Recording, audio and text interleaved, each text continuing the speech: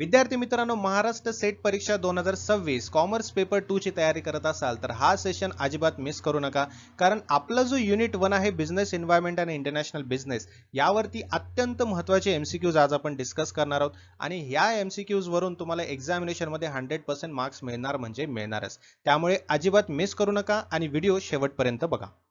विद्यार्थी मित्रांनो, Maharashtra set paper 2 कॉमर्सची कितीही प्रॅक्टिस केलं तर आपला स्कोर 80-90च्या पुढे जात नसेल तर तुम्हाला एका राईट गायडन्सची गरज आहे. तर त्यासाठीच येत्या 18 मे पासून आपली लाईव्ह बॅच सुरू करत आहोत, ज्यामध्ये पेपर 2 कॉमर्ससाठी तुम्हाला स्टार्ट टू एंड पर्यंत तुमचा स्कोर 120-140च्या पुढे नेण्यासाठी सब्जेक्ट एक्सपर्ट तुम्हाला गाईड करणार आहे. ज्यामध्ये तुमचा पेपर 2 चा संपूर्ण सिलेबस लाईव्ह सेशन्समध्ये कव्हर केला जाईल. त्यासोबतच तुम्हाला कंप्लीट सिलेबस नोट्स मिळणार आहेत, मॉक टेस्ट, स्टडी मटेरियल्स आणि सगळ्यात महत्त्वाचं म्हणजे पेपर 2 सोबत तुमची पेपर 1 ची तयारी सुद्धा फ्री ऑफ कॉस्ट करून घेतली जाणार आहे. तर यासाठी तुम्हाला आजच या नंबरवरती व्हॉट्सअप मेसेज किंवा व्हॉट्सअप कॉल करायचा आणि ही बॅच जॉईन करायची, किंवा ग्लोबल ऑनलाईनचं ॲप्लिकेशन डाउनलोड करा. ॲप्लिकेशनच्या थ्रू सुद्धा तुम्ही ही बॅच जॉईन करू शकता. विसरू नका, 18 मे पासून आपली बॅच सुरू होत आहे. लवकरात लवकर जॉईन करून प्रिपरेशनला सुरुवात करा. तर सुरू करूया आपण आपल्या पहिल्या प्रश्नाला. पहिला प्रश्न आपल्याला काय म्हणतोय, the concept of liberalisation refers to, उदारीकरण जे आहे या संकल्पनेचा अर्थ काय. आता ऑप्शन्स बघूया. सरकारचे नियंत्रण वाढवणे, व्यवसाय आणि व्यापारावरील निर्बंध काढून टाकणे, उद्योगांचे राष्ट्रीयकरण करणे, की परकीय गुंतवणुकीवर निर्बंध आणणे. काय असू शकतं, तर राईट ऑप्शन आहे option B, removal of restrictions on business and trade, व्यवसाय आणि व्यापारावरील निर्बंध काढून टाकणे. बघा, लिबरलायझेशन जे आहे त्यालाच आपण उदारीकरण म्हणतो. याचा खरा अर्थ काय, आपली जी अर्थव्यवस्था आहे त्याच्यावरती सरकारी नियंत्रण असेल, नियम असतील, निर्बंध असतील, ते काय करायचे, ते कमी करायचे आणि जास्तीत जास्त उद्योग व्यापार आणि जे काही गुंतवणूक आहे त्याला स्वतंत्र द्यायचं आहे, स्वातंत्र्य द्यायचं आहे ना, त्याला थोडंसं फ्री करायचं, त्याला आपण म्हणतो लिबरलायझेशन. राईट. आपल्या भारतामध्ये 1991ला जी काही इकॉनॉमिकल रिफॉर्म झाला होता, आर्थिक सुधारणा झाली होती, त्यामध्ये लिबरलायझेशनला जास्तीत जास्त प्रोत्साहन दिलं गेलं होतं, त्याला सुरुवात झाली होती. राईट. मग त्यामुळे आपल्या भारतामध्ये जे खाजगी उद्योग आहेत, परकीय गुंतवणूक आहे, जागतिक व्यापार आहे, त्याला जास्तीत जास्त प्रोत्साहन मिळालं होतं. ठीक आहे, कधी 1991 मध्ये जेव्हा रिफॉर्म झाले होते. सो लिबरलायझेशनचा अर्थ काय, इथे नियम, रेस्ट्रिक्शन्स, गव्हर्नमेंट रेस्ट्रिक्शन्स किंवा कंट्रोल कमी करणं. ओके, त्यामुळे ऑप्शन बी इथे राईट येतो. बघा पुढचा प्रश्न काय म्हणतोय, the agreement related to intellectual property rights under WTO is, डब्ल्यूटीओच्या अंतर्गत जे इंटेलेक्च्युअल प्रॉपर्टी राईट्स आहेत, हा संबंधित करार कोणाचा आहे. ओके, गॅट्सचा आहे, ट्रिम्सचा आहे, ट्रिप्सचा आहे, की एओएचा आहे. तर ऑप्शन सी एक्झॅक्टली बरोबर आहे, ट्रिप्स. आता ट्रिप्सचं फुल फॉर्म लक्षात ठेवा सगळेजण. ठीक आहे, मी इथे लिहितो म्हणजे तुम्हाला लक्षात राहील. Trade related, okay, aspects of intellectual property rights, okay, which is TRIPS.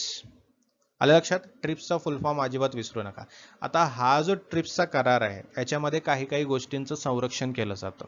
मग त्या कुठल्या गोष्टी आहेत ज्याचं संरक्षण केलं जातं, एक आहे तुमचा पेटंट. कुठला आहे, पेटंट. ठीक आहे. दुसरा आहे तुमचा कॉपीराइट. ठीक आहे. तिसरा आहे तुमचा ट्रेडमार्क.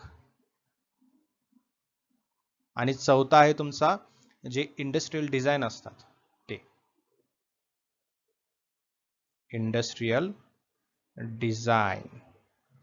ठीक आहे, या गोष्टी विसरू नका. कशाचं संरक्षण केलं जातं, तर या गोष्टींचं संरक्षण केलं जातं ट्रिप्सच्या अंतर्गत. ओके. पुढील प्रश्न, the headquarters of world trade organization, डब्ल्यूटीओचं हेडक्वार्टर कुठे आहे, पॅरिस, जिनेवा, वॉशिंग्टन डीसी की व्हिएन्ना. कुठे आहे, तर ते आहे ऑप्शन बी, जिनेवामध्ये. ठीक आहे. डब्ल्यूटीओ जे आहे, डब्ल्यूटीओ हे एक वर्ल्ड ट्रेड ऑर्गनायझेशन आहे, आंतरराष्ट्रीय व्यापार नियंत्रित करणारी एक संस्था आहे, हा, ज्याचं मुख्यालय आहे जिनेवा येथे. ओके. याची स्थापना कधी झाली हे लक्षात ठेवा, हे पण महत्वाचं आहे. 1 जानेवारी, ओके, 1995. हे अजिबात विसरू नका, एक्झामिनेशन पर्स्पेक्टिव्हने अत्यंत महत्वाचं आहे. ओके. नेक्स्ट क्वेश्चन बघा, dot dot dot is not a feature of globalisation. Okay. आता ग्लोबलायझेशनचा कुठला दिलेल्या ऑप्शन्स पैकी फीचर नाही असं सांगितलंय. आता त्यासाठी आपल्याला ग्लोबलायझेशन काय आहे हे माहिती पाहिजे, बरोबर आहे की नाही. आता ग्लोबलायझेशन म्हणजे काय असतं, जगामध्ये जे काही व्यापार होतात, प्रत्येक देशामध्ये जे काही व्यापार होतात, गुंतवणूक होते, तंत्रज्ञान आहे, टेक्नॉलॉजी आहे, बरोबर आहे, जी काही इन्फॉर्मेशन आहे त्यांचा मुक्त प्रवाह, okay, free of transmission, right, हे वाढवणं म्हणजे ग्लोबलायझेशन असतं. मग यापैकी कुठलं फीचर नाही असं विचारलंय. ए, भांडवलाचा मुक्त प्रवाह, बी, तंत्रज्ञानाचे मुक्त वहन, सी, आंतरराष्ट्रीय व्यापारावर निर्बंध, की डी, बहुराष्ट्रीय कंपन्यांचा विस्तार. आता ग्लोबलायझेशन तुम्हाला माहिती आहे, त्यामुळे याचा राईट आन्सर आपल्याला डायरेक्ट दिसतो, तो आहे ऑप्शन सी.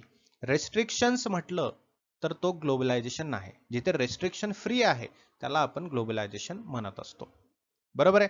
आता ग्लोबलायझेशनमुळे काय फायदे होतात, तर भांडवल जे आहे एका देशातून दुसऱ्या देशात सहजपणे नेता येतं, राईट. दुसरं म्हणजे जे टेक्नॉलॉजी आहे त्याचा जास्तीत जास्त प्रसार होतो. MNCs आहेत, बहुराष्ट्रीय कंपन्या आहेत, ते वेगवेगळ्या देशामध्ये जास्तीत जास्त एक्सपांड करू शकतात, विस्तार होऊ शकतात. हा ग्लोबलायझेशनचा फायदा होऊ शकतो. मग या ठिकाणी जर रेस्ट्रिक्शन असेल तर ह्या गोष्टी होणं पॉसिबल आहे का, नाही. त्यामुळे ग्लोबलायझेशनचा हा सी ऑप्शन फीचर नाही. पुढील प्रश्न, foreign direct investment FDI implies, ठीक आहे. बघा, परकीय प्रत्यक्ष गुंतवणूक FDI ज्याला म्हणतो आपण, याचा अर्थ काय आहे. ए, फक्त परकीय रोख्यांमध्ये गुंतवणूक, बी, परदेशातील उत्पादन किंवा व्यवसायामध्ये थेट गुंतवणूक, सी, निर्यात प्रोत्साहन सहाय्य, की डी, IMF कडून घेतलेली किंवा केलेली गुंतवणूक. ओके, याचा अर्थ काय, डायरेक्ट इन्व्हेस्टमेंट इन प्रोडक्शन और बिझनेस अब्रॉड, परदेशातील उत्पादन किंवा व्यवसायामध्ये थेट गुंतवणूक करणं, त्याला म्हणतो आपण फॉरेन डायरेक्ट इन्व्हेस्टमेंट. FDIचं फुल फॉर्म लक्षात ठेवा बरं का, फॉरेन डायरेक्ट इन्व्हेस्टमेंट. ओके, एखाद्या देशामध्ये एखादी कंपनी आहे किंवा एखादा व्यक्ती आहे, त्याने काय केलं, दुसऱ्या देशामध्ये उद्योग केला, राईट, किंवा दुसऱ्या देशामध्ये उत्पादन केंद्र उघडलेलं आहे, व्यवसाय केलेला आहे, डायरेक्ट गुंतवणूक केलेली आहे, त्याला आपण फॉरेन डायरेक्ट इन्व्हेस्टमेंट म्हणत असतो. ठीक आहे. फॉर एक्झाम्पल तुम्हाला सांगतो की एखादी विदेशी कंपनी आहे, फॉरेन कंपनी आहे, तिने काय केलं, भारतामध्ये कारखाना सुरू केला, किंवा भारतातील एखाद्या कंपनीने मोठा हिस्सा विकत घेतला है ना बाहेरच्या देशामधला, किंवा बाहेर जाऊन एखादी कंपनी सुरू केली, आपलं प्रोडक्शन सुरू केलं, त्याला FDI म्हणतात, डायरेक्ट इन्व्हेस्टमेंट झाली ती, बरोबर आहे. FDI मुळे काय फायदा होतो, रोजगार निर्मिती वाढते है ना, एम्प्लॉयमेंट वाढते, नवीन नवीन टेक्नॉलॉजीज येत असतात, आपली जी इकॉनॉमिकल कंडिशन आहे ती थोडीशी डेव्हलप होत असते, त्याला एक चालना मिळते, त्यामुळे फॉरेन डायरेक्ट इन्व्हेस्टमेंट केली जाते. पुढील प्रश्न, dot dot dot is not a method of entering international business. Okay, खालीलपैकी कोणती आंतरराष्ट्रीय व्यवसायात प्रवेश करण्याची पद्धत नाही. ए, परवाना देणे म्हणजे लायसन्सिंग, बी, फ्रँचायझिंग, सी, निर्यात, की डी, राष्ट्रीयकरण. तर ऑप्शन डी एक्झॅक्टली बरोबर आहे. Nationalisation is a not a method of entering international business. अलग लक्षात. आंतरराष्ट्रीय व्यवसायात जर आपल्याला प्रवेश करायचा असेल है ना, तर त्यासाठी वेगवेगळ्या पद्धती आहेत, जसं की त्यापैकी एक आहे लायसन्सिंग, फ्रँचायझिंग, एक्सपोर्टिंग, या गोष्टी आहेत. बट नॅशनलायझेशन म्हटलं, राष्ट्रीयकरण म्हटलं, तर याचा काय अर्थ आहे, म्हणजे खाजगी उद्योग सरकारच्या मालकीमध्ये घेणे है ना, जे प्रायव्हेट गोष्टी आहेत त्याला सरकारच्या मालकीमध्ये घेणे, त्याला म्हणतात नॅशनलायझेशन है ना. आता ही एक आंतरराष्ट्रीय व्यवसायात प्रवेश करण्याची पद्धत नाही. ओके, लायसन्सिंग, फ्रँचायझिंग, एक्सपोर्टिंग हे सर्व पद्धती आहेत इंटरनॅशनल बिझनेसमध्ये एंटर करण्यासाठी है ना. बट नॅशनलायझेशन काय आहे, नॅशनलायझेशन म्हणजे प्रायव्हेटला गव्हर्नमेंट करून टाकणं, पब्लिक करून टाकणं. ठीक आहे. पुढील प्रश्न बघा, बॅलन्स ऑफ पेमेंटचा आहे. देयक संतुलन, बॅलन्स ऑफ पेमेंट कशाची नोंद ठेवतो. ओके, ए, फक्त देशांतर्गत आर्थिक व्यवहार, बी, दोन बँकांमधील व्यवहार, सी, उर्वरित जगासोबतचे आर्थिक व्यवहार, की डी, फक्त सरकारी खर्च. तर ऑप्शन सी म्हणजेच economic transactions with the rest of the world, त्याला बॅलन्स ऑफ पेमेंट म्हटलं जातं, राईट. म्हणजे एखाद्या देशाने इतर देशासोबत काही व्यवहार केलेला असेल, आर्थिक व्यवहार केलेला असेल, त्याची नोंद ठेवणं म्हणजे बॅलन्स ऑफ पेमेंट असतं. आता यामध्ये खूप गोष्टींचा समावेश आहे, त्या गोष्टी लक्षात ठेवायच्या. एक म्हणजे आयात आणि निर्यात, ठीक आहे, एक म्हणजे आयात आणि निर्यात, दुसरं म्हणजे परकीय गुंतवणूक, तिसरं म्हणजे कर्ज व्यवहार, चौथा म्हणजे सर्व्हिस, राईट, आणि पाचवं म्हणजे तुमचं रेमिटन्सेस, त्याला म्हणतो आपण जे परदेशातून रक्कम येत असते त्याला रेमिटन्सेस म्हणतो. या सर्व गोष्टी बॅलन्स ऑफ पेमेंटमध्ये येतात. ओके, म्हणजे आपल्या देशाचा जागतिक देशाबरोबर है ना जो काही आर्थिक व्यवहार होतो त्याच्या जो नोंदी ठेवल्या जातात ते बॅलन्स ऑफ पेमेंट असतं. ओके, पुढील प्रश्न बघा, असे क्वेश्चन्स पण तुम्हाला एक्झाम मध्ये बघायला मिळतील. ओके, इंटरनॅशनल मॉनिटरी फंड जो आहे तो केव्हा एस्टॅब्लिश झाला होता, कोणत्या साली एस्टॅब्लिश झाला होता? 1944, 56, 65 की 91? तर राईट आन्सर आहे 1944, 1944. Okay, international monetary fund IMF याची स्थापना 1944 मध्ये झाली होती. ब्रिटन वुड्स कॉन्फरन्स जी आहे ही कॉन्फरन्स जेव्हा झाली होती त्या कॉन्फरन्सच्या दरम्यान इंटरनॅशनल मॉनिटरी फंडची स्थापना करण्यात आली होती.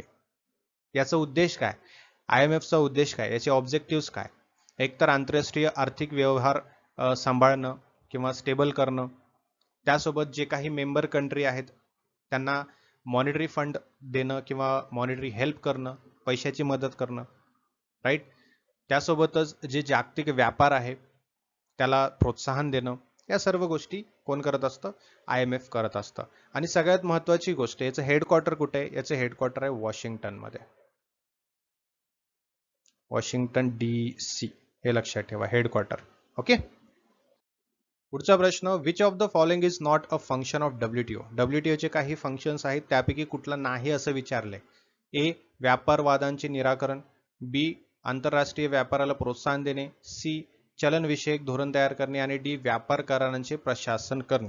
सो राईट आन्सर आहे ऑप्शन C, है ना, फॉर्म्युलेशन ऑफ मॉनिटरी पॉलिसी. हे WTOचं काम नाही, हे WTOचं फंक्शन नाही. WTO काय करतं, जे काही मेंबर कंट्री आहेत त्याच्यामध्ये वाद असेल तर ते सोडवतो. जे काही इंटरनॅशनल ट्रान्झॅक्शन्स आहेत किंवा सॉरी इंटरनॅशनल ट्रेड आहे, व्यापार आहे है ना, त्याला वाढवणं, त्यासोबतच जे काही ट्रेड रिलेटेड, व्यापारा रिलेटेड जे काही ॲग्रीमेंट्स आहेत, करार आहेत, त्याची अंमलबजावणी करणं, हे WTOचं काम आहे. ओके, WTO मॉनिटरी पॉलिसीमध्ये काही हस्तक्षेप करत नाही, हे त्याचं कार्य नाही, है ना. याचं कार्य काय, जे काही देशामध्ये काम चालतं, ट्रेड चालतो, व्यापार चालतो, त्याच्यामध्ये हस्तक्षेप करणं. ठीक आहे. The agreement on trade related investment measures is non as. Trade related investment measures या कराराला काय म्हणतात? गॅट्स म्हणतात, ट्रिप्स म्हणतात, ट्रिम्स म्हणतात की MFA म्हणतात? तर त्याला म्हणतात ट्रिम्स. काय म्हणतात? ट्रिम्स म्हणतात. Okay, trade related investment measures नाव आहे, सोपं आहे है ना. जवळपास असं असं समजा की तुम्ही आपल्याला शॉर्ट फॉर्म देऊन त्याचं फुल फॉर्म नाही विचारलंय, आपल्याला फुल फॉर्म दिल्यानंतर त्याचं शॉर्ट फॉर्म काय होऊ शकतं असं विचारलं, म्हणजे अगदी सोपंच झालं म्हणा हे, आहे की नाही. ट्रिम्स याचा अर्थ आहे. बघा, ट्रिम्स जे आहे याचा फुल फॉर्म एकतर लक्षात ठेवा, हा एक करार आहे. काय आहे? हा एक करार आहे, हा गुंतवणुकीशी संबंधित करार आहे. ओके, आता हा जो करार आहे, अशा करारामध्ये किंवा अशा करारामध्ये हा काय करतो, गुंतवणूक धोरण जे आहे याच्यावरती नियंत्रण ठेवत असतो. अलग लक्षात, जे काही इंटरनॅशनल ट्रान्झॅक्शन्स होतात, इंटरनॅशनल ट्रेड होतात, बरोबर, यामध्ये काय करतो, याच्यावरती इफेक्ट करू शकतो. लोकल रिक्वायरमेंट्स असतात, लोकल एरियाजमध्ये जे काही कंटेंट हवे त्याची रिक्वायरमेंट्स असते, त्यासोबतच जे काही व्यापार करण्यासाठी संतुलन पाहिजे, राईट, त्याच्या अटी तयार करणं, हे ट्रिम्सचं उद्दिष्ट आहे.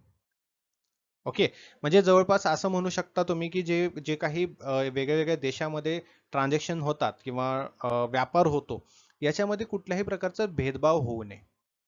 छोटा देश, मोठा देश, यामध्ये भेदभाव होऊ नये.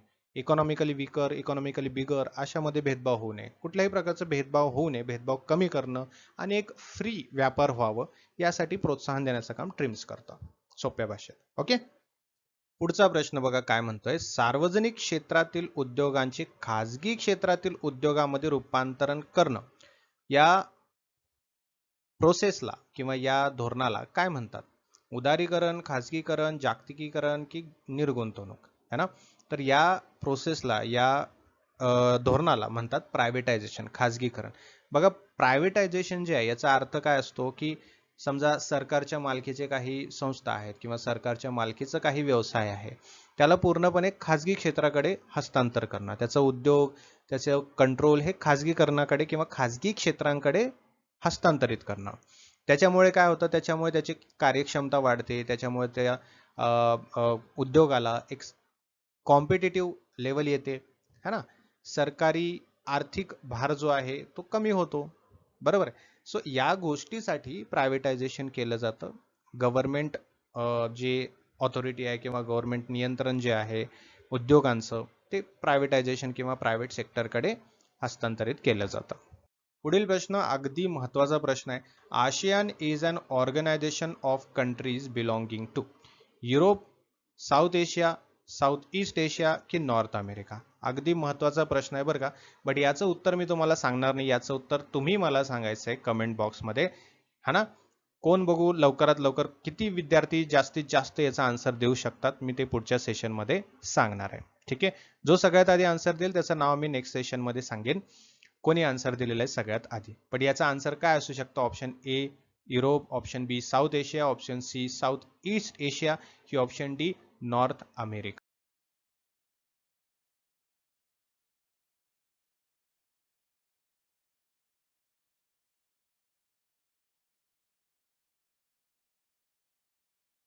आणि सगळ्यात महत्त्वाची गोष्ट म्हणजे विसरू नका की येत्या 18 मे पासून आपली लाईव्ह बॅच सुरू होत आहे पेपर 2 कॉमर्सची. यामध्ये तुमचा पेपर 2चा संपूर्ण सिलेबस हा लाईव्ह सेशन्समध्ये कव्हर केला जाईल. जर काही कारणामुळे लाईव्ह सेशन अटेंड करता येत नसेल तर रेकॉर्डेड सेशन त्याचं मिळणार आहे तुम्हाला, जेणेकरून तुमची स्टडी कुठेच थांबणार नाही आणि कन्सिस्टंटली तुमची स्टडी होत राहील. यासोबतच स्टडी मटेरियल सुद्धा मिळणार आहे, जसे की नोट्स आहेत, मॉक टेस्ट आहेत, PYQs विथ एक्सप्लेनेशन आहे, डाऊट क्लिअरिंग सेशन्स पण तुमचे याच्यामध्ये होतील, मॅरेथॉन सेशन होतील आणि सगळ्यात महत्त्वाचं म्हणजे पेपर 1 पण तितकाच महत्त्वाचा आहे. त्यासाठी पेपर 2च्या बॅच सोबत तुम्हाला पेपर 1ची बॅच जी आहे ती अगदी फ्री ऑफ कॉस्ट मिळणार आहे. तर सर्वांनी आजच या नंबरवरती व्हॉट्सअप मेसेज किंवा व्हॉट्सअप कॉल करायचा आणि सांगायचं की मला बॅच जॉईन करायची आहे, किंवा ग्लोबल ऑनलाईनचं ॲप्लिकेशन डाउनलोड करा. ॲप्लिकेशनच्या थ्रू सुद्धा तुम्हाला ही बॅच जॉईन करता येईल. ओके.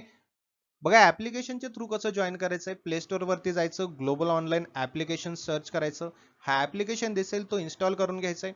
ओपन केल्यानंतर तुम्हाला इथे खाली एक स्टोअर म्हणून ऑप्शन दिसेल, त्यावरती क्लिक करायचं आहे.